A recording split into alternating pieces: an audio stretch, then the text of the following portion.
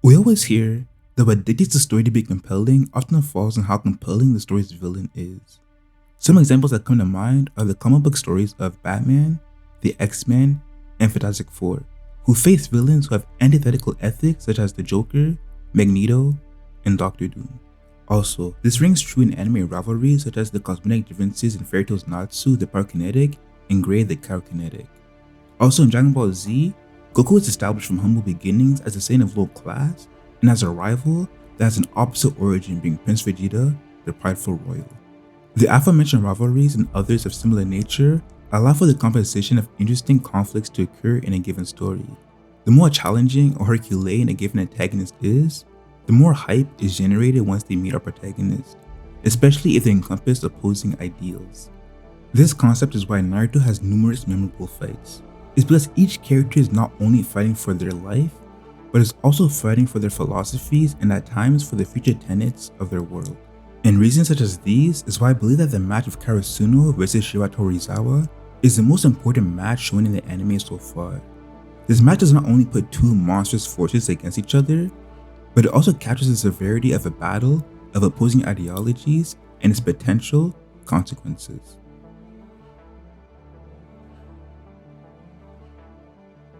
At the start of the match, the differences between Karasuno and Shiratorizowa are made apparent.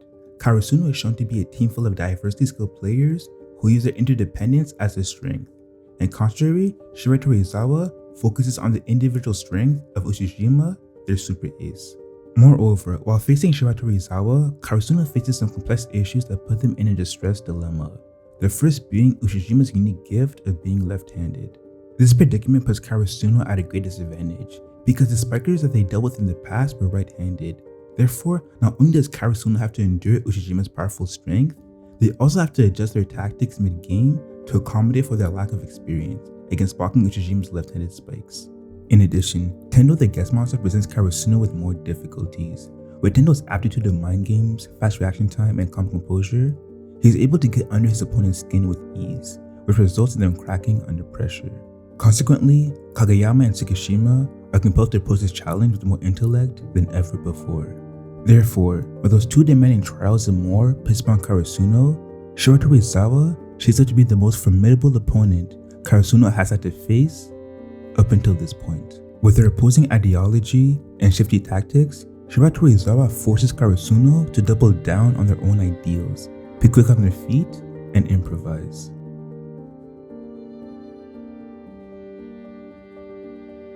The second way in which these two teams contrast is in their mentalities. See, Shiratorizowa has been in the finals before and are the favorites to win. Virtually no one expects Karasuno to beat the undefeated Titans, and this precedence placed upon Shiratorizowa is as a result of their previous victories, but also due to their environment. The level of play Shiratorizowa is used to is beyond anything Karasuno has done. For instance, Shiratorizowa practices with college-level players, have been to the finals plenty of times, and as a result, have been to the nationals repeatedly. So, just from the experiences alone, Shiratorizowa vastly outclasses Karasuno. Also, what is important to note is that the finals of the spring tournament is a 5-set game. Now, this is problematic for Karasuno since they have never played in such a prolonged period of time before.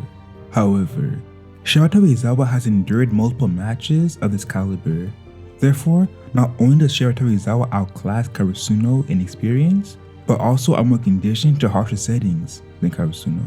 However, although Shiratorizowa outclasses Karasuno in many things, one aspect that Shiratorizowa lacks and Karasuno excels at is in humility. Since Shiratorizowa are virtually unanimously favorites to win, their pride as a team makes them believe that this match is just another mundane step before reaching nationals, which they have done many times before. But Karasuno's mindset is one that consists of much more urgency, and this match means everything to them. The current team of Karasuno doesn't hail from a prestigious academy like Shiratorizowa. They came from the bottom and were dubbed the Flightless Crows. No one believed they would make it this far. No one except them. If you look at Daichi's backstory with his former upperclassmen, you see a tale of comrades desperate to taste glory and on the quest to redignify the school they're so proud of. However, on the quest, they are met with a harsh reality that unfortunately, they don't have the resources to be the winning team they wish to be. But even faced with this realism, they don't give up hope, as they truly believe, from the bottom of their hearts, that as long as they are willing, Karasuno will shine again, whether it be through them or through the next generation. That's why this match is so important to Daichi and the rest of the third years. It's because of the wish they inherited from their seniors to reach nationals. And with Karasuno finally having the right pieces with the new additions of Tsukishima, Hinata, Kageyama, Yamaguchi, and Ukai, this is their final and best shot they have at finally making their dreams come true. So in summary, the desperation that Daichi, Sugawara, and Asahi have to win is deeply understood and inherited by the underclassmen. They know that the third year's sacrifice of their academic future to play in the finals was a demonstration of their willingness to win. Therefore, for Karasuno, they don't care if on paper Shiratorizowa is supposed to win. No matter the odds, no matter the obstacles, Karasuno has to win. This is not just a volleyball game for them. This is a matter of urgency.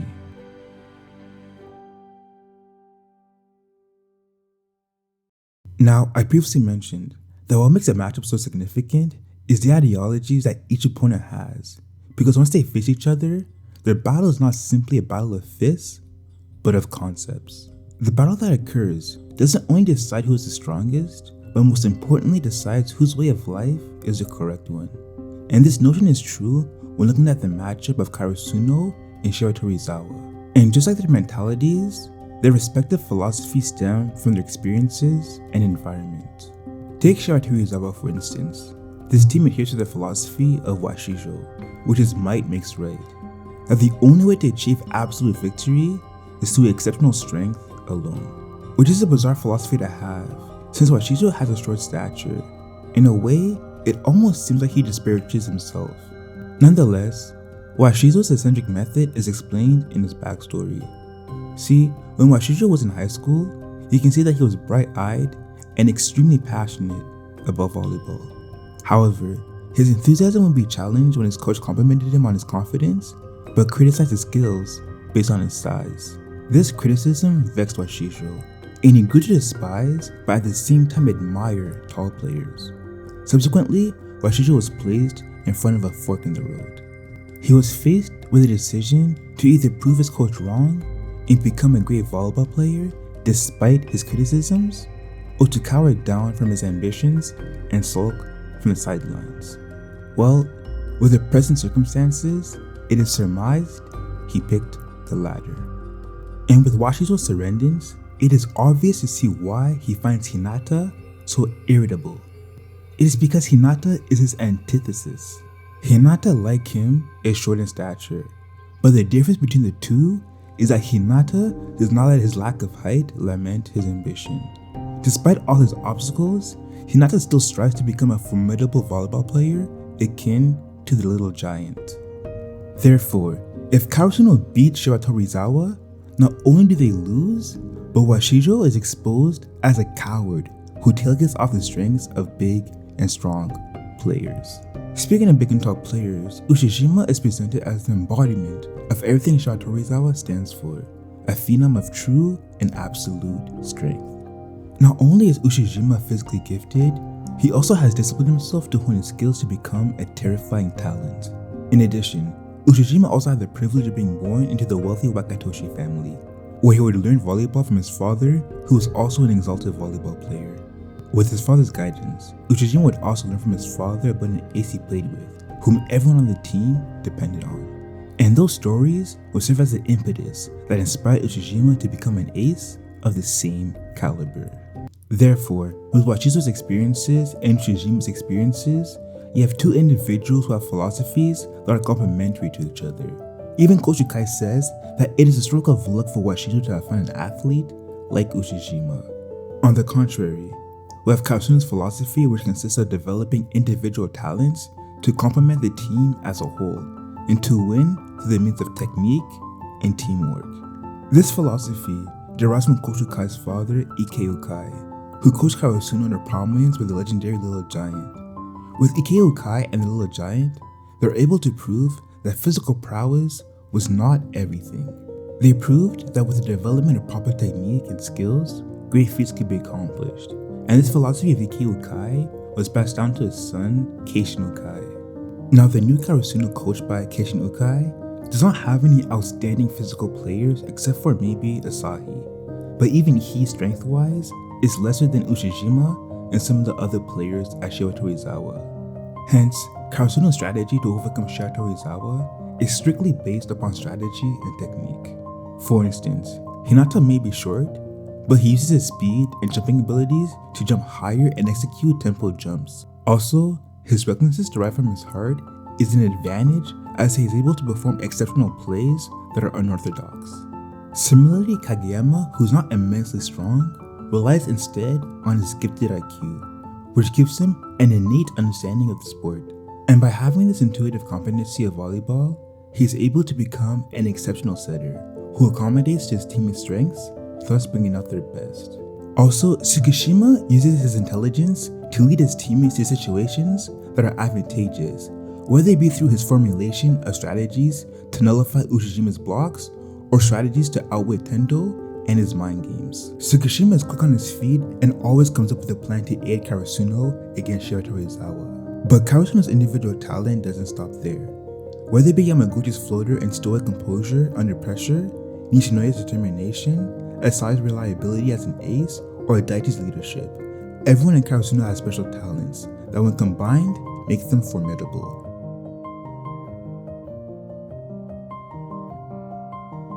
Now, philosophies are fine in itself, but what's more important than the philosophy is how it is executed. Only in the act of application can we comprehend which ideas are appropriate. Therefore, as it is arranged, the victor of the strenuous battle between titans will determine which style of volleyball is supreme. And well, by the end of the match, that victor ends up being the Soaring Crow's Karasuno. If we analyze the words of Abikawa after the match, he says that Shiratorizawa's style is old and dependable, and Karasuno's is new and reckless. So what we can surmise from this quote is that Shiratorizawa failed to innovate, and failing to innovate or change things up makes you very predictable. Therefore, although Shiratorizawa's philosophy was effective, its vulnerability was in its simplicity. Inevitably, they would fall under a team that not only can endure their force, but also be able to use their brains to overcome their brawn. And that's exactly how Karasuno managed to win. Karasuno is reckless and erratic, and thus, Shiratorizawa found himself too stiff to keep up with Karasuno. See, Shiratorizawa failed in two ways. The first is their dependency on Uchijima's strength, and second is their inability to foresee Karasuno's tactics. Like I said before, Uchijima's strength can be absolute. However, what if that strength comes against those who can endure it? For instance, Hinata and Kageyama were never dismayed by Ushijima's strength. In fact, they were able to maintain their fervor for the whole 5 sets. Tendo was so impressed by their stamina that he called them stamina monsters, but more importantly, while Kageyama and Hinata were able to maintain their stamina, Ushijima's legs started giving out. See, as a sole striker for Shiratorizawa, it is imperative for Ushijima to continuously jump. However, he can only jump so many times. Hence, the longer Karasuno can withstand his spikes, the weaker Ushijima will get, and this plan to exhaust Ushijima prevails. As the longer the match proceeds, the weaker Ushijima's spikes become. Thus, with Shiratorizawa's dependence on Ushijima, Karasuno was able to lure them into traps. A brilliant example of this is when Tsukishima directs his teammates to perform a 3-man block against Ushijima, only to force him to send the ball directly to Nishinoya for a save. This tactic and others are used by Tsukishima to completely halt Shiratorizawa's strikes or to slow them down enough to a point where Karasuno can perform an effective counterattack. Also, in accordance to Ushijima's desire to be the super ace, a culture around the team is formed that adheres to his goal. Ushijima is greatly admired by his teammates, but is also the one who has to endure most of their offensive burden. This notion is evident when Shirabu, a first year at Shiratorizawa, who is a capable talent in his own right, almost feels duty-bound to set to Ushijima for a spike, even though he can set to others who are also capable.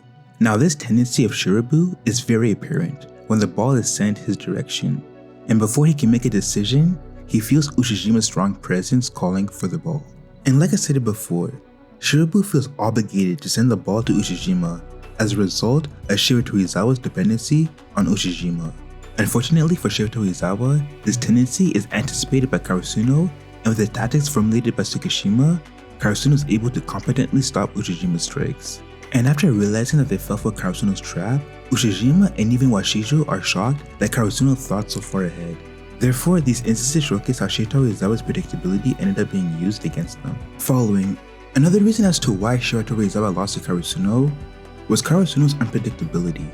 See, Karasuno is known for conducting risky plays. They're willing to put everything on the line to win, and this volatile nature is what makes Karasuno so dangerous. This idea is perfectly showcased at the last play of the match that led to Karasuno's victory. In this play, Kageyama blocks a powerful cross shot sent by Ushijima, which shocks everyone, and now Shiratorizowa is under immense pressure as they have to predict who from Karasuno will deliver the upcoming strike, because if they fail to uncover where the ball is coming from, they risk losing the match. Hence, both Kawanishi and Tendo anticipate Karasuno's spiker to be Hinata, but are shocked when Hinata is seen moving slowly. Subsequently, Kawanishi and Tendo believe their assumption is wrong, and as a result, panic. They try to locate Karasuno's potential striker, but it's too late as Hinata has already camouflaged into Karasuno's synchronization attack. Therefore, unable to identify the spiker, Hinata is presented with a pristine opportunity to come out of his concealment and deliver the final strike to win the game. Now, Budokai states after this play perfectly encapsulates what arose from this clash. He states how volleyball is a sport of height, and that it is no secret that tall players have a great advantage. Despite this, it is good for players to strengthen individual strengths and find new ways to fight. For instance, Tsukishima is not stronger than Ushijima, but he performs his umbrella blocks and utilizes his IQ to lure him into traps. Also, Hinata is short, but with his training, he developed his stamina, speed, and tempo jumps, which resulted in him becoming a formidable player. Yamaguchi, who previously believed he was useless, practiced his floater jumper repeatedly and eventually became an asset to Karasuno in clutch situations. And Kageyama has his intuition to give the perfect toss to his teammates no matter how dire the situation is, just like he did with Hinata to hit the winning point. Although Shiratorizowa was robust, Karasuno's tenacity outweighed their power. Karasuno proved that they were the better team. And the reason as to why this match against Shiratorizowa was Karasuno's ultimate ordeal was because it was the ultimate test to prove that their beliefs were true and to see if all their hard work paid off. This match was the ultimate test to see if they were worthy of accomplishing their dreams. And when the Karasuno players cry after they have won, their tears are a result of them accomplishing the seemingly impossible. No one thought the flightless crows would soar again, but they proved all the doubters wrong together. With Daichi's leadership, Asai's reliability, Tanaka's grit, Nishinori's determination, Kageyama's skills, Tsukishima's intelligence, Sugawara's experience, and Hinata's persistence, each member in Karasuno created a greater strength together than one created alone. Therefore, the lesson we learn from this ordeal is that although sheer power is praised by the likes of Washijo and utilized by the likes of Ushijima, there are other ways to be strong without it. And just because we don't possess enormous power, talent, or prodigal gifts, we should never feel discouraged to accomplish our dreams. You may not be the tallest, strongest, or fastest, but there are always ways to compensate. Everyone has a talent that is unique to them, and it is up to us to discover said talent and sharpen it to the best of our abilities. That uniqueness will not only separate you from your contemporaries, but give you your own special advantage. And with that special talent, you can create with others an interdependency that is truly formidable.